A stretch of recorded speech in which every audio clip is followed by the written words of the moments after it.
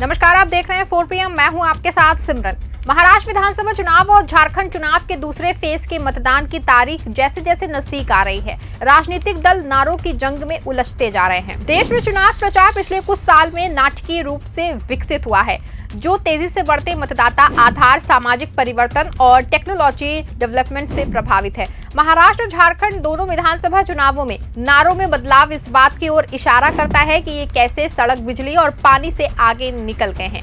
बता दें कि 2014 के लोकसभा चुनाव के दौरान मोदी ने अब की बार मोदी सरकार और काला धन वापस लाने के नारे को लेकर जनता के बीच में आए थे और जनता से लोक लुभावने वादे किए, जिसके बाद मोदी को जनता का भरपूर समर्थन मिला और पूर्ण बहुमत से केंद्र में सरकार बन गई और केंद्र मोदी प्रधानमंत्री पद का आसीन हो गए। बता दें कि मोदी प्रधानमंत्री पद पर आसीन होते ही जनता से किए सारे वादे एकदम से भूल गए और अपनी सत्ता में मदहोश हो गए और धीरे धीरे 5 साल का कार्यकाल जो है उनका कब खत्म हो गया और जनता की बुनियादी जरूरतों के लिए कोई भी काम नहीं किया।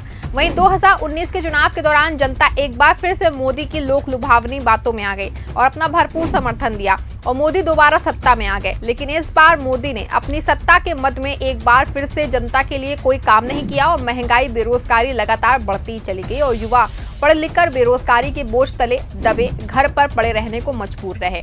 वहीं जब लोकसभा चुनाव 2019 के चुनाव अभियान का आगाज हुआ तो मोदी के नारे का स्तर इतना गिर गया कि वो भैंस और मंगल सूत्र पर आ गए, जिसका जनता ने मुंह तोड़ जवाब दिया और बैसाखी के सहारे आ गए। बावजूद इसके मोदी की भाषा में कोई सुधार देखने को नहीं मिला और झारखंड के चुनाव प्रचार के दौरान बेटी पर आ गए, जिसको लेकर के जनता के मन में भारी आक्रोश है।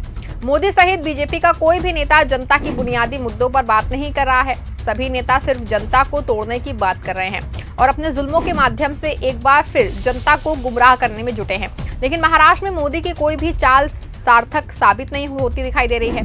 मोदी योगी का कोई भी नारा काम नहीं आया, जिसके चलते मोदी पवेलियन में वापस आ गए। मोदी को पता चल चुका है कि अब जनता जागरूक हो चुकी है और उनकी बातों और नफरती नारों का जनता पर कोई असर नहीं दिखाई पड़ रहा है। मोदी की रैलियों में खाली कुर्सियां इस बात की गवाही देती हैं कि मोदी का अस्तित्व कम हो गया है। जनता ने मोदी और बीजेपी को पूरी तरह से नकार दिया है। हालांकि पहले भी चुनावी अभियानों में जन रैलियां, घर घर जाकर के प्रचार और जमीनी स्तर पर लामबंदी का बोलबाला था, जिसमें राजनीतिक दल वोट जीतने के लिए मुफ्त बिजली, पानी, कर्ज माफी और सरकारी नौकरी जैसी मुफ्त चीजें देते थे।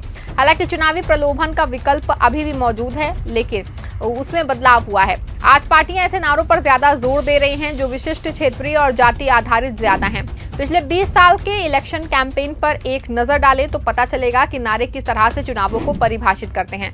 2004 के चुनाव में अटल बिहारी वाजपेयी सरकार द्वारा इंडिया शाइनिंग अभियान के जरिए विकास को पेश करने की कोशिश की गई थी, तो 2009 में कांग्रेस सरकार द्वारा भारत निर्माण अभियान के जरिए जनता के बीच में आई थी और जनता से किए गए सभी वादे पूरे करने का प्रयास किया था। लेकिन मोदी को छोड़ करके पिछले चुनाव कैंपेन को देखा जाए तो इस तरह के नफरती नारों का भी कभी इस्तेमाल नहीं किया गया है जितना मोदी के द्वारा किया जा रहा है। वहीं महाराष्ट्र में मोदी के नारों का विरोध उन्हीं के पार्टी के नेता कर रहे हैं, जिसके चलते मोदी बैकफुट पर आ गए हैं और चुनाव प्रचार से दूरी बना ली है।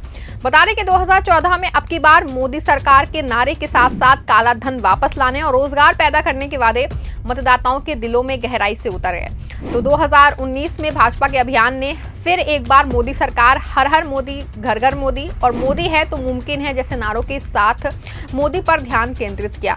2024 के लोकसभा चुनाव में कांग्रेस ने एक नया नारा पेश किया, खटाखट खटाखट, जो चुनावी कैंपेन का केंद्र बन गया था।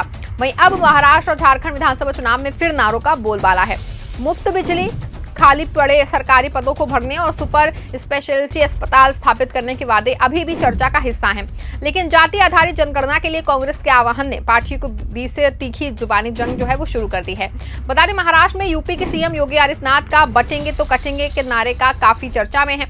इस पर विपक्ष ने सांप्रदायिक रंग होने का आरोप लगाया है। चुनाव प्रचार के दौरान ये नारा मुंबई में प्रमुखता से दिखाई दिया, हालांकि बाद में बृहन मुंबई नगर निगम ने पोस्टर हटा दिए। दरअसल बांग्लादेश में अशांति का जिक्र करते हुए हिंदू एकता का संदेश देने के लिए सीएम योगी आदित्यनाथ ने अगस्त में आगरा में कहा था कि बटेंगे तो कटेंगे, एक रहेंगे तो नेक रहेंगे। लेकिन महाराष्ट्र में पूरे अभियान के दौरान भाजपा नेताओं ने इस नारे को दोहराया।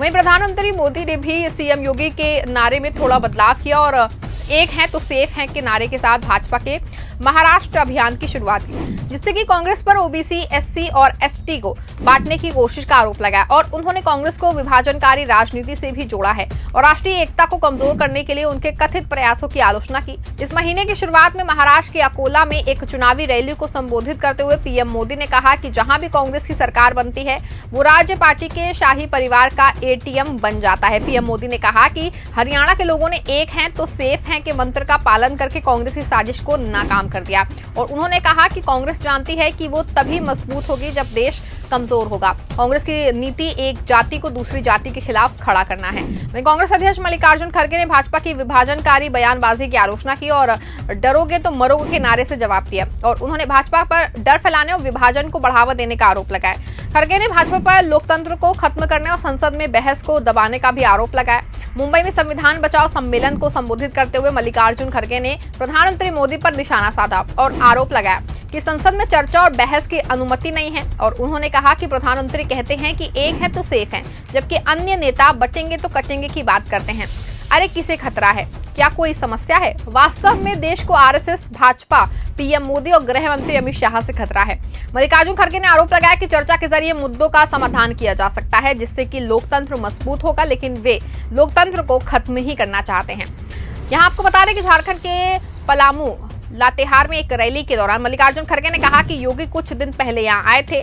वे एक मठ के प्रमुख हैं और साधुओं जैसी पोशाक पहनते हैं, लेकिन साधुओं को दयालु होना चाहिए और मानवता की रक्षा के लिए लोगों को एकजुट करना चाहिए।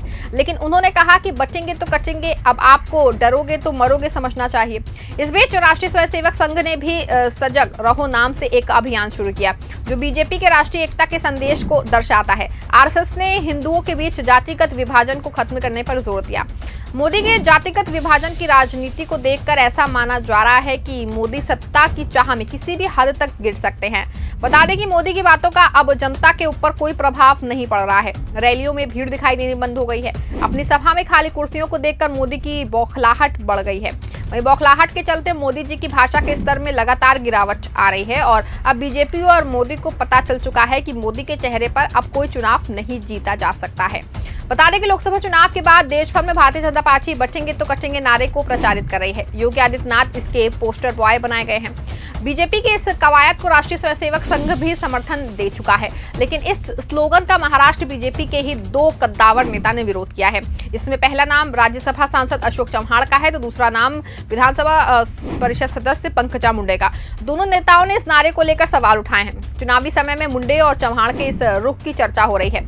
महाराष्ट्र के पूर्व सीएम और वर्तमान में राज्यसभा सांसद अशोक चव्हाण ने कहा कि बटेंगे तो कटेंगे नारे का हम समर्थन नहीं करते हैं। इस तरह के नारों को लोग समर्थन नहीं करेंगे। चव्हाण ने आगे कहा कि चुनाव के दौरान नारेबाजी होती है, लेकिन ये नारा लोगों के हित में नहीं है। लोग इसे स्वीकार नहीं करेंगे।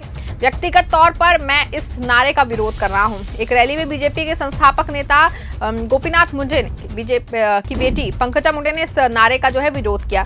पंकजा ने कहा कि महाराष्ट्र में बटेंगे तो कटेंगे नारे का कोई मतलब नहीं है। इस स्लोगन का यहाँ के लोग समर्थन नहीं करते हैं। वहीं पंकजा से पहले एनडीए गठबंधन के अजित पवार इस स्लोगन का विरोध कर चुके हैं। महाराष्ट्र सरकार में डिप्टी चीफ मिनिस्टर अजित ने कहा था कि बटेंगे तो कटेंगे नारा महाराष्ट्र के लिए नहीं है। वही महाराष्ट्र और झारखंड के लोकल नेता ने मोदी के नारे का विरोध किया है और मोदी योगी के नारों से दूरी बना ली है।